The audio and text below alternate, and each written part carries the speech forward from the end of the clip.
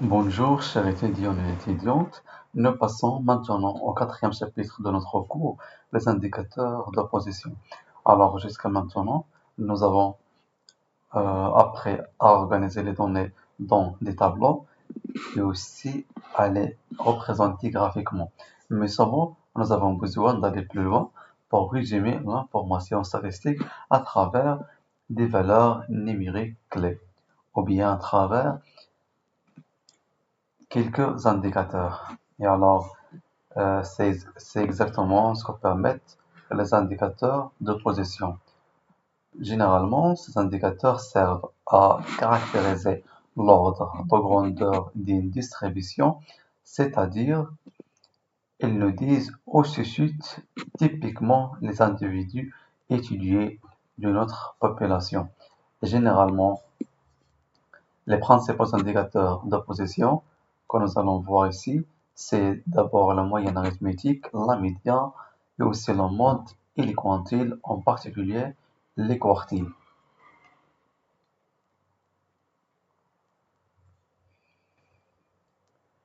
Par la suite, sur la base des données recueillies, alors ces indicateurs nous fournissent des informations précieuses sur l'emplacement du centre de la distribution. Mais pourquoi cela est important? Parce que tout simplement connaître le centre d'une distribution permet de répondre à des questions clés, comme par exemple, quel est le salaire moyen dans une entreprise si on étudie le salaire, ou bien quelle est la note moyenne à l'examen, etc. Et alors, par la suite, nous allons euh, encore détailler chaque indicateur, comment le calculer, aussi comment l'utiliser, en plus de comment l'interpréter. Et alors, nous commençons. Ou bien, avant de passer, ici nous avons quelques remarques. Donc, il y a ici un tableau.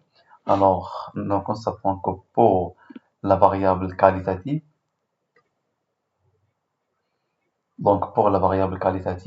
le seul indicateur que nous pouvons calculer, c'est le mode. Alors que pour la variable quantitative, que ce soit discrète ou continue, nous pouvons calculer n'importe quel indicateur, le mode, la médiane, la moyenne, en plus du quantile, d'accord? Et nous avons également aussi les indicateurs de dispersion que nous allons voir par la suite, comme l'étendue, la variance, l'écart type, etc. Et alors, généralement, ça concerne la variable quantitative. Mais dans cette vidéo, nous allons concentrer seulement sur les indicateurs de position. Alors, commençons par la moyenne arithmétique. Donc, tout le monde a déjà calculé une moyenne parce que généralement, on additionne toutes les valeurs et on divise par le nombre de valeurs ou bien par le total. Mais en statistique ici, on utilise des notations précises. Alors, voilà ici une définition. On utilise ou plutôt soit x une variable, statistique quantitative, donc le moyen arithmétique des modalités x et de x. Alors, c'est la quantité x over égale 1 sur n, la sommation des x et y égale 1 sur n, la sommation des x et y fois i égale aussi la sommation des fréquences fois x et y. Donc ici, soit on travaille avec les effectifs et on va utiliser soit la première règle ou la deuxième, mais toujours utiliser la deuxième est très très pratique, d'accord? Ou bien on peut utiliser aussi les fréquences. Et alors ici, bien sûr, i c'est toujours l'effectif, alors que f c'est la fréquence. Et concernant, nous avons ici une petite remarque, juste pour les variables continues. Alors c'est la variable continue. Dans ce cas, bien sûr, on ne va pas travailler avec les xi, parce que c'est un intervalle, comme par exemple 2 et 6, mais on va utiliser le centre de la classe, d'accord? Donc, c'est la borne inférieure plus la borne supérieure divisée sur 2, d'accord? Alors voilà ici un exemple. Donc le tableau suivant donne le nombre d'années étrangères pour chacun de 20 étudiants choisis parmi les étudiants de la FSG ESH-MLU. Alors, il nous demande de calculer la moyenne arithmétique. Donc, c'est très très facile. Donc, on va développer encore un peu ce tableau. Donc, pour calculer les i fois xi, d'accord, donc nous obtenons 0, 3, 10, 18, 12 et 10, d'accord. Alors ici, la sommation de ces valeurs, c'est 53. Donc, on va diviser 53 sur 20, d'accord? Et on va obtenir cette valeur, 2,65.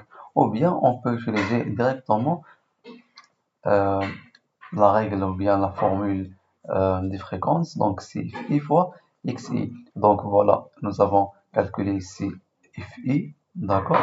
Et on multiplie.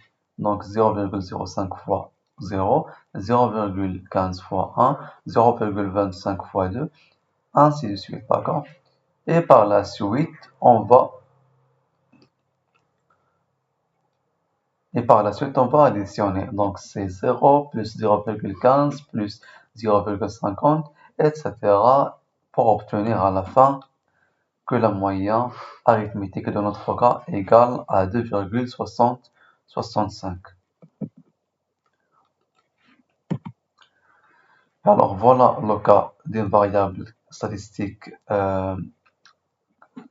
ou bien d'une variable quantitative continue. Donc, nous avons ici les centres, ou plutôt les classes, d'accord?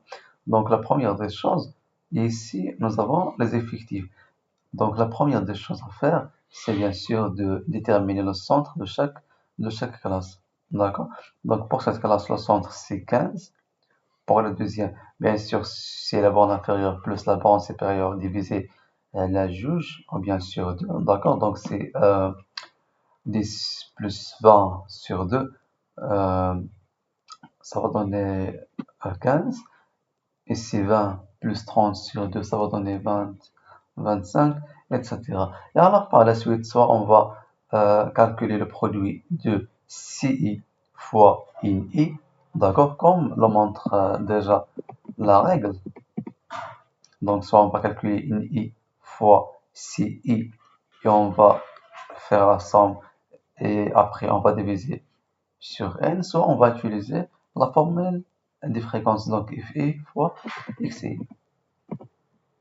Alors voilà, on va calculer ici fi et par la suite, dans la dernière colonne, on va calculer fi fois xi, d'accord?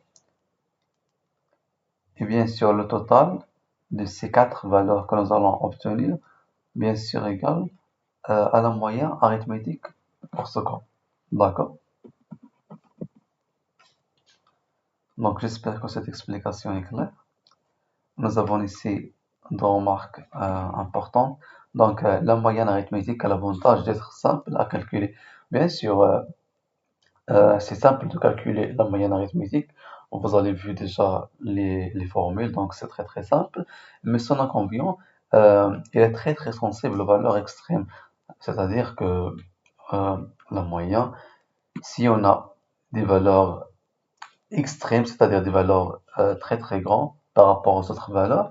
Donc dans ce cas, la moyenne peut devenir un indicateur inutile pour déterminer le centre de la distribution.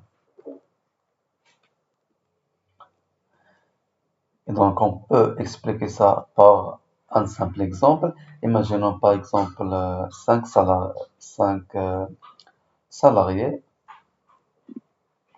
dans une petite entreprise et alors on s'intéresse à l'étude des salaires de ses employés. Alors, par exemple, euh, le premier salarié a un salaire de 500, alors que le deuxième a un salaire, par exemple, de 600, le troisième aussi de 600, et le quatrième par exemple de 700, mais le patron gagne par exemple 15 000.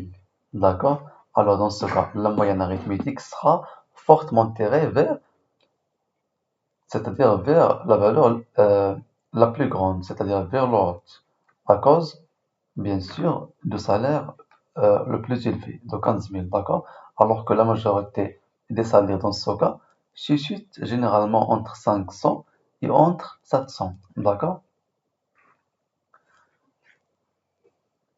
C'est pour cela, dans ce cas, la moyenne ne représente pas bien le salaire typique ou bien le centre de la distribution. C'est pour cela qu'il est essentiel d'étudier les autres indicateurs, comme par exemple la médiane. Et alors, nous avons ici une deuxième remarque qui concerne la moyenne arithmétique simple. Donc, généralement, pour cette remarque, si tous les effectifs d'une variable statistique x sont égaux à 1, alors c'est-à-dire chaque valeur n'apparaît qu'une seule fois, alors dans ce cas, la moyenne arithmétique est dite simple. Donc, prenons par exemple cet exemple. Donc, imaginons que la variable c'est d'étudier les notes d'étudiants et ces notes sont différentes. Nous avons par exemple 10, 12, 14, on va dire aussi 9 et 15. Alors ici, chaque note a un effectif de 1 parce que nous avons, alors ici, nous avons 10 une seule fois, 12 une seule fois, 14 une seule fois, 9 une seule fois et 15 une seule fois. D'accord? Alors dans ce cas, chaque note a un effectif de 1. D'accord? Donc, dans ce cas, comment on va calculer la moyenne? Tout simplement, c'est la somme de ces effectifs. Donc, c'est 10 plus 12 plus 14 plus 9 plus 15 divisé sur 5. Donc, on dit que cette moyenne est une moyenne arithmétique simple. D'accord?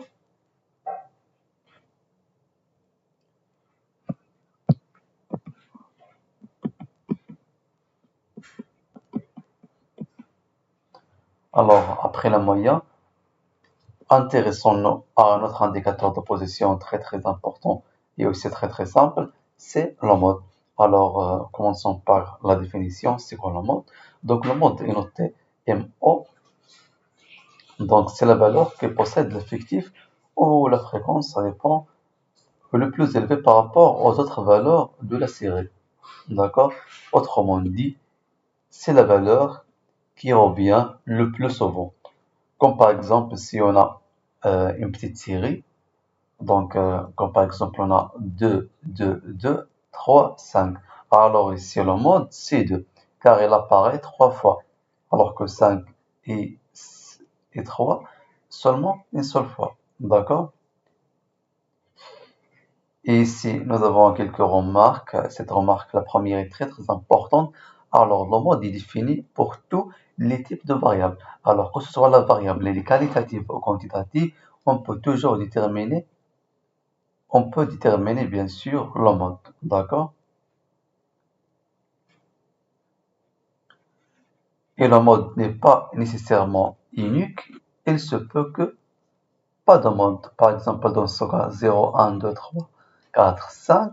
Donc ici, si nous posons la question, quelle est la valeur qui possède l'effectif le plus élevé? Donc, ici, le mode, il y a pas de mode, d'accord? Ou bien, nous parlons aussi de, ou bien l'unimodal, c'est-à-dire une seule valeur est la plus fréquente. Donc, par exemple, dans ce cas, on a 1, 2, 1, 3, 2, 0, 2. Donc, le mode ici, c'est 2. Parce que 2 a un effectif de 3, d'accord? Ou bien bimodal, c'est-à-dire c'est la demi de deux modes. Alors dans ce cas, par exemple, on a deux modes. Donc on a 1, d'accord, son effectif est 3, et aussi 2, le même effectif. Ou par exemple, ou bien il y a aussi multimodal, c'est la demi plusieurs modes. Donc comme par exemple dans ce cas, nous avons, je crois, trois modes. Donc déjà, nous avons 0 et aussi aussi 4 et aussi 2. D'accord? Et aussi une dernière remarque, pour une variable continue, la classe modale de la variable associée et la classe dont la fréquence est la plus grande. D'accord? Donc c'est la variable continue. Bien sûr, nous aurons des classes. D'accord? Et alors dans ce cas, on peut définir le mode comme le centre de cette classe modale.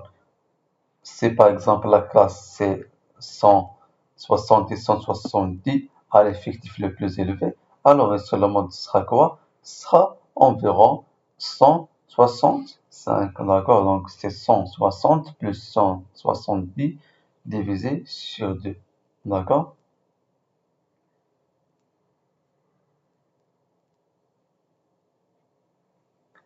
Généralement, le mode est très utile pour savoir quelle est la valeur typique ou la catégorie dominante dans ma distribution, d'accord? Alors ici, voilà quelques exemples. Alors ici, pour une variable qualitative, ici nominale, donc nous avons déjà les modalités célibataire, marié, divorcé et veuve plutôt. Alors ici, le mode c'est célibataire parce que il a l'effectif le plus grand, 6, d'accord?